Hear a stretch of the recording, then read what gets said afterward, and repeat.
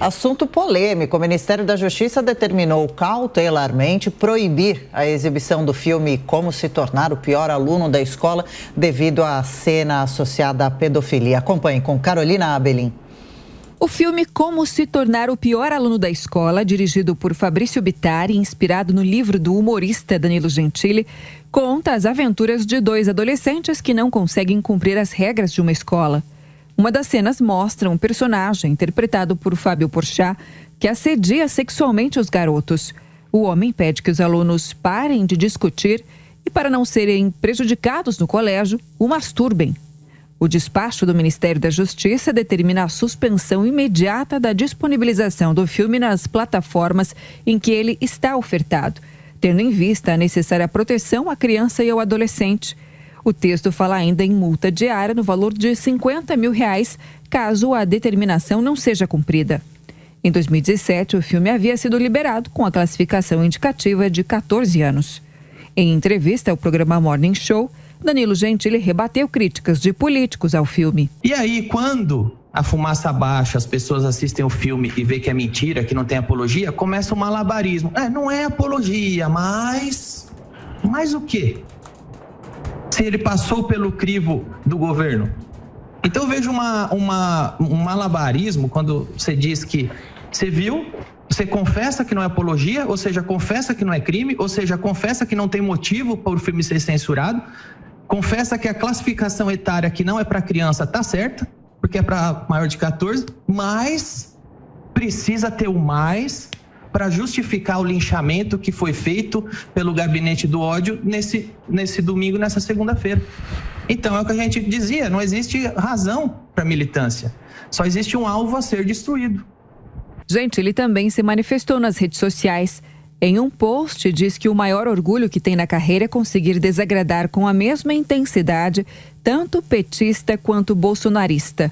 Os chiliques, o falso moralismo e o patrulhamento veio forte contra mim dos dois lados, disse. Em outro post, divulga uma cena interpretada pelo então ator, hoje secretário especial de Cultura do governo federal, Mário Frias, em que ele bate em uma mulher com o seguinte comentário: "Que cena horrível que incentiva a agressão contra as mulheres. Isso passou em TV aberta? E se uma criança assiste? Nossa, deveríamos censurar?" O secretário Mário Frias respondeu e chamou de escárnio o repasse de R$3 milhões em verbas públicas para financiar um filme que, segundo ele, travestido de humor, faz a apologia à pedofilia. Ô, Porchat, não é normal. Molestamento e pedofilia não é normal. Não é retrato da vida, é crime. E mais, colocar as crianças na cena e fazer graça para outras crianças assistirem é indecente. Eu não censuro nem faço avaliação subjetiva no meu cargo, mas eu tenho lado, sim. Eu sempre tive. É uma questão de certo e errado.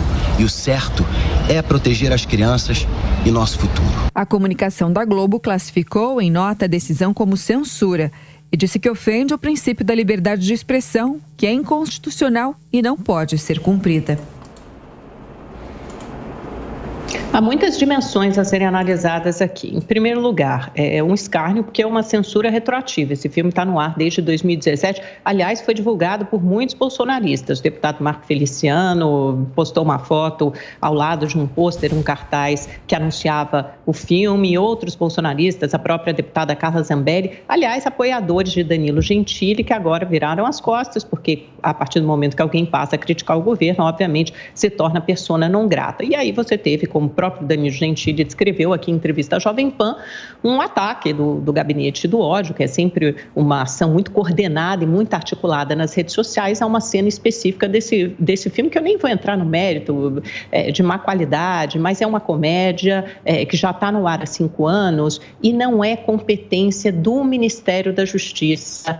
O que o Ministério da Justiça fez é censura. A você proibir a circulação de uma peça é censura. O artigo artigo 5º, inciso 9 da Constituição é muito claro, diz o seguinte: livre expressão da atividade intelectual, artística, científica e de comunicação, independentemente de censura ou licença. Se há algum problema com esse filme, o lugar, a prerrogativa é do Poder Judiciário. O âmbito correto a se tratar isso é no Poder Judiciário e não no Ministério da Justiça, que, de novo, joga para uma base ideológica, militante, inflamada do bolsonarismo. Isso está inserido num contexto de guerra cultural, certamente será uma carta muito usada para a campanha, aliás, já dá pistas importantes, já dá sinalizações importantes do que o presidente Bolsonaro, com que cartas ele deve jogar nessa campanha. De novo, inflamar esse conservadorismo arraigado, uma base muito militante, usando muitas vezes fake news, distorcendo a realidade para, de repente, você pegar um filme que é comédia, está ali a classificação indicativa de 14 anos, isso sim pode ser discutido no âmbito do Ministério da Justiça, a revisão dessa classificação indicativa de 14 para 18 anos. Eu não vi o filme, não pretendo ver, acho até as cenas de mau gosto, mas não merece ser censurado. O que o Ministério da Justiça fez é censura e, além disso, não é de sua competência.